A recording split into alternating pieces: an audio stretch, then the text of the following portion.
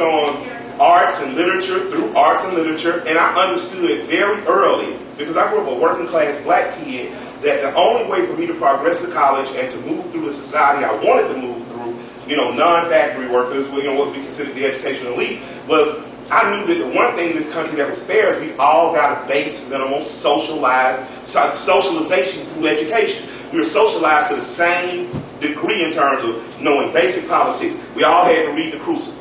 We all had to read the Odyssey. And these things would have put everyone on a certain plateau. Now, I think Americans have never paid attention to that artsy-fartsy and political BS because our focus was always on money, house, car, upward development. So instead of blaming the school system, which you could debate whether it should be government ran or not, I think we need to start looking back at ourselves, because before it was the Kardashians and before it was Oprah and Maury, it was our dream to drive this car, to have this house, that caused us as parents to only tell our kids school was about money. School is about getting a job or becoming a doctor or a lawyer for money. So when people start realizing I can make money without school, it became less and less important. I really think that the focus should be on what we're focusing on in school.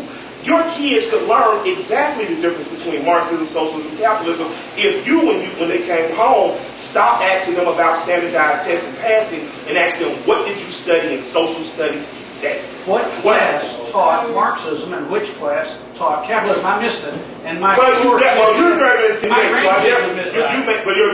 are BS you because in civics it tells you the difference between our system. It tells you that this is not a democracy, it's a republican. All the things I didn't learn that.